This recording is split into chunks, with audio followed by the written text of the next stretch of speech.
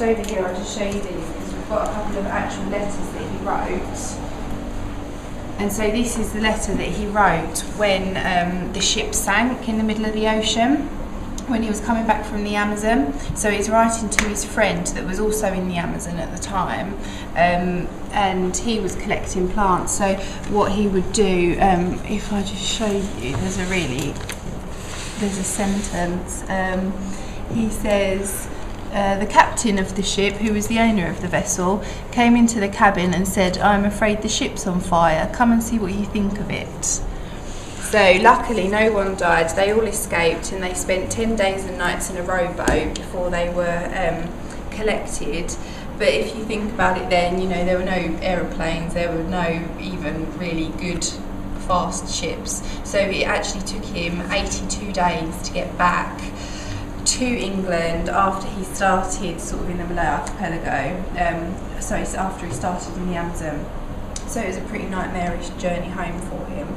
And this letter here is really good because it's an example of, obviously when you're out in the middle of the jungle collecting, you've got to take everything with you that you need. So he had all of his jars and bottles that he would collect insects in, and he had all of his equipment and things, and so he'd had to carry all of his paper as well.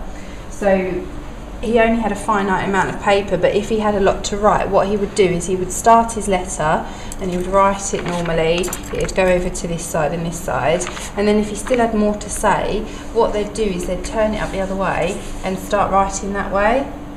So the poor person and us today trying to read this, you sort of have to read it both ways, and it can be quite tough.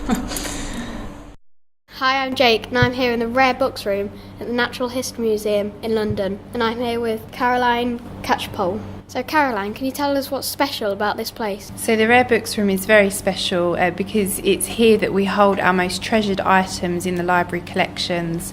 We have historical artwork and manuscripts and books which are hundreds of years old, and it's a very special room because no member of the public is allowed in it usually, it's only staff. So we're very lucky today to have you in here. And these books look really rare. Could you tell me a little bit about that? Yes, we have lots and lots of different books and material from all different types of people, which are hundreds of years old. We have artwork from Captain Cook's voyages. We have Carl Linnaeus's manuscripts and books. We have some works by Charles Darwin and Alfred Russel Wallace. So really important people from the history of science we keep here and preserve for the nation.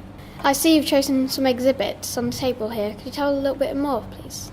Yes, so the items I've got out for you today are all related to Alfred Russel Wallace. And the reason I've got them out for you today is we're celebrating the centenary of his death this year. So we're celebrating his legacy and what he did for science, because he was a very important man in science.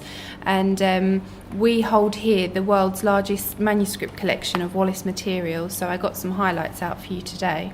What were his finest achievements?